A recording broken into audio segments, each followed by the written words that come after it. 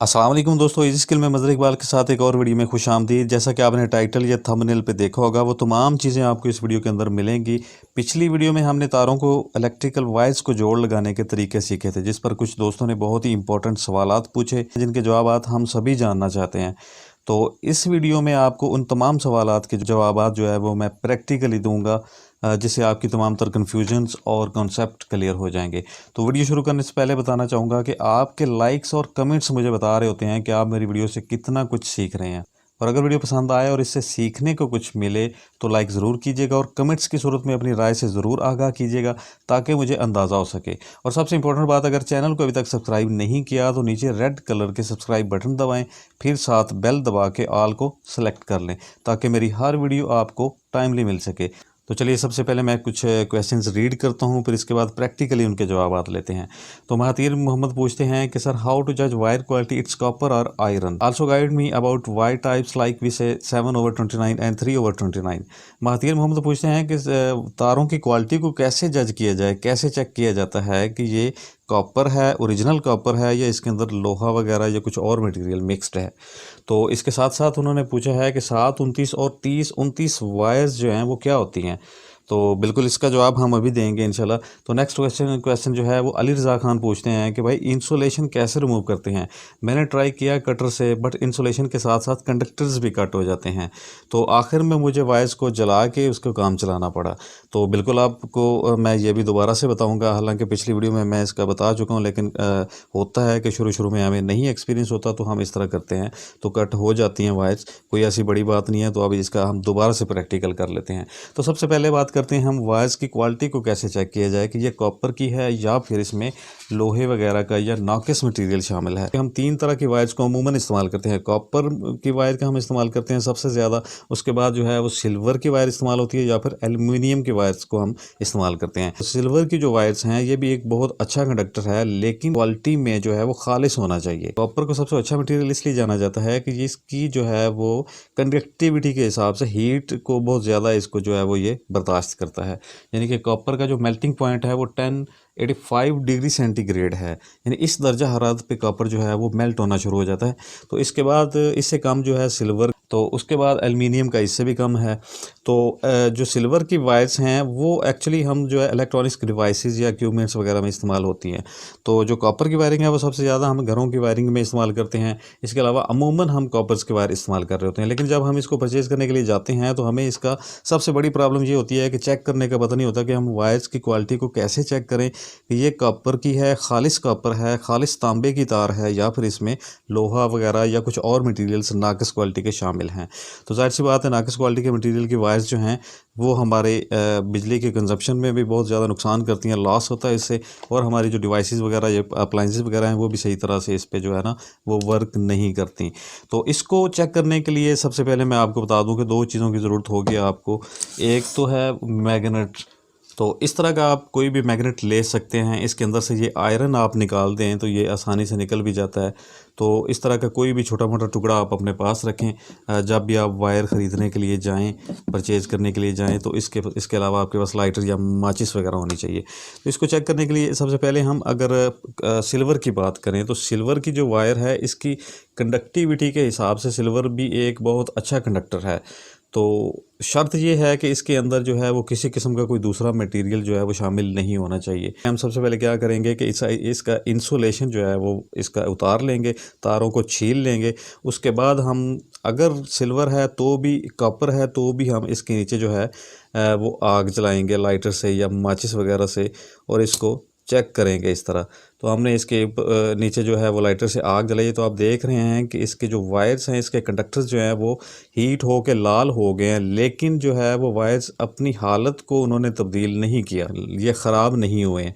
तो इसका मतलब ये है कि ये एक अच्छी क्वालिटी की वायर है। जबकि इसके बरक्स जो है वो मैं एक नाकिस क्वालिटी की वायर आपको इसी तरह टेस्ट करके दिखाता हूँ। तो ये जो है ये ऊपर से बज़ाहिर एक कॉपर वायर नज़र आ रही है, इसकी शाइनिंग भी है इसके अंदर जो है वो, तो हमें नहीं महसूस हो रहा कि ये कॉपर है या आयरन है या फिर कोई और मटेरियल इसके अंदर नाकिस किस्म का जो है वो मिक्स्ड है। तो इसको भी हम उसी तरह से लाइटर की मदद से जलाते हैं, और जलाने के बाद आप इसको देखें कि इसके तमाम जो कंडक्टर्स हैं वो पिघल के नीचे की तरफ लटक गए हैं और बिल्कुल जो है वो अपनी साख्त जो है तार वो खो चुकी है। तो ये आपको अंदाज़ा हो रहा होगा कि ये जो वायर है कितनी नाकिस क्वालिटी की है कि बिल्कुल ये बेकार हो चुकी है। तो ये देखें, ये सारी इस तरह को मेल्ट हो गई है। तो बेकार सी वायर जो है ये इस तरह की इसकी पहचान है कि इसके तमाम कंडक्टर्स जो हैं वो गर्म हो के हीट अप हो के वो लटक गए और जो है वायर ने अपनी जो है वो तो सारी क्वालिटी जो है वो ज़ाहिर कर दी है। कोई भी कॉपर की और वायर जो है अच्छी क्वालिटी की, ये चेक कर लेते हैं। तो ये कॉपर की एक अच्छी क्वालिटी की वायर है, तो इसको भी हम जला के अब चेक करेंगे और देखेंगे कि इसके साथ जो है वो क्या सीन होता है।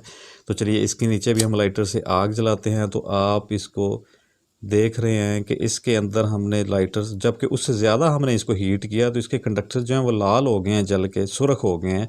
लेकिन जो है ये वायर देख रहे हैं आप कि बिल्कुल वैसी की वैसी है जैसी जलाने से पहले थी। इसके कंडक्टर्स हीट हो के पिघले नहीं है, नीचे की तरफ लटके नहीं है और ये वायर जो है वो अपनी साख्त बरकरार रखे हुए है और इसका कलर भी इतना ज़्यादा चेंज नहीं हुआ।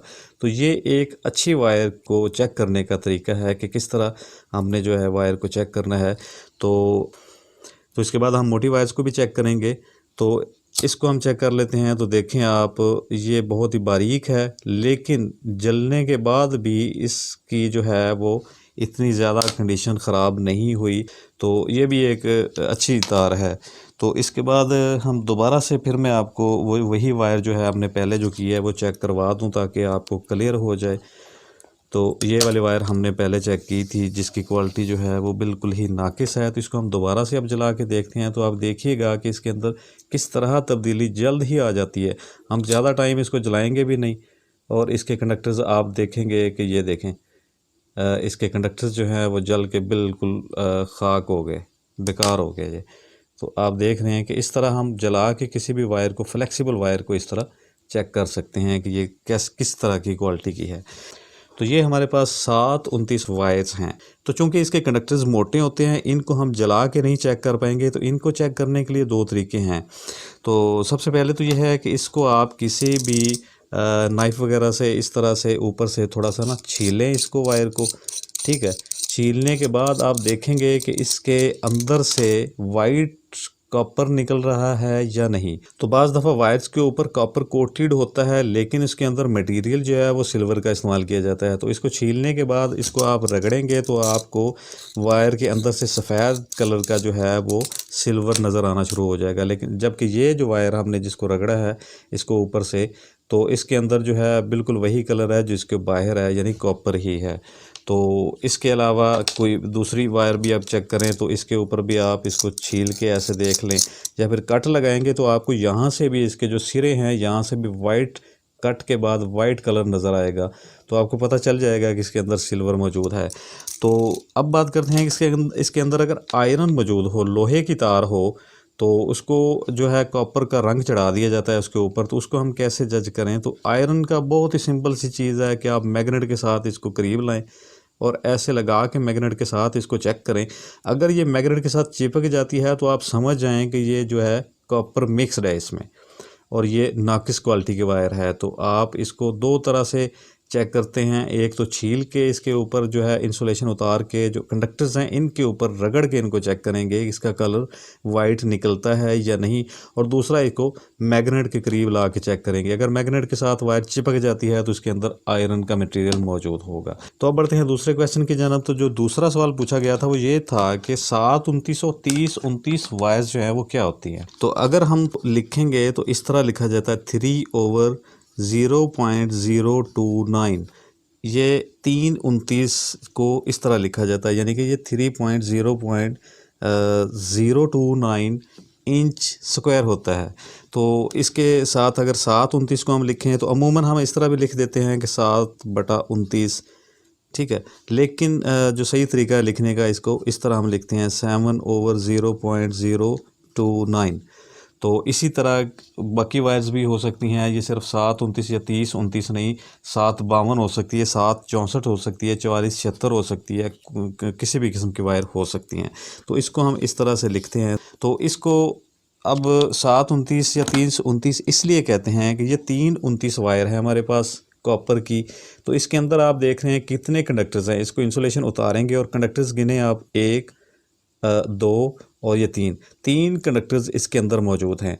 अब ये 3 कंडक्टर्स जो हैं, ये इसकी जो तादाद है कंडक्टर्स की वो आ गई ये 3, ठीक है। अब 29 क्या चीज़ है, 29 जो है वो इसकी गेज होती है, इसका डाया होता है, इस तार की मोटाई होती है, जिसको हम एक गेज की मदद से, स्टैंडर्ड वायर गेज कहते हैं जिसको हम SWG, उससे इसकी गेज को चेक किया जाता है। उसके अंदर सुराख होते हैं छोटे छोटे, और इस गेज के अंदर हम वायर को रख के जो है वो चेक कर लेते हैं लगा के इसको, कि इसका डाया कितना है, इसकी मोटाई कितनी है।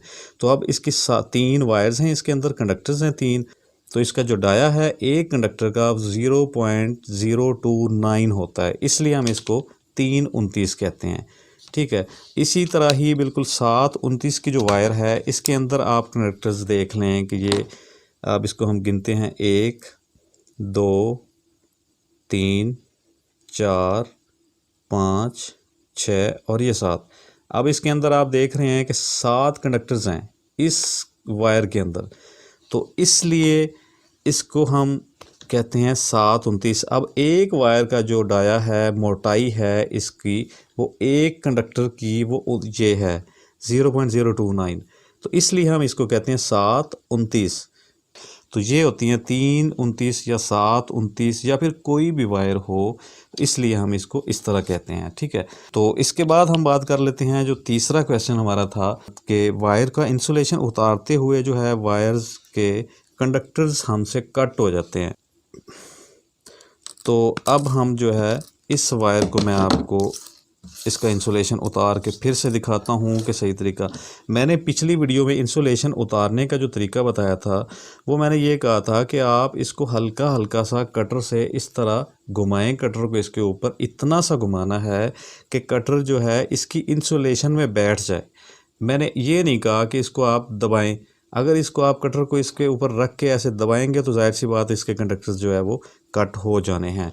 तो इस तरह से आप राउंड शेप में इसके ऊपर वायर्स के इंसुलेशन के ऊपर जब कटर को घुमाएंगे तो ये इसके इंसुलेशन में जो है वो बैठ जाएगा, कट लग जाएगा हल्का सा, कंडक्टर्स तक आपने नहीं पहुंचना।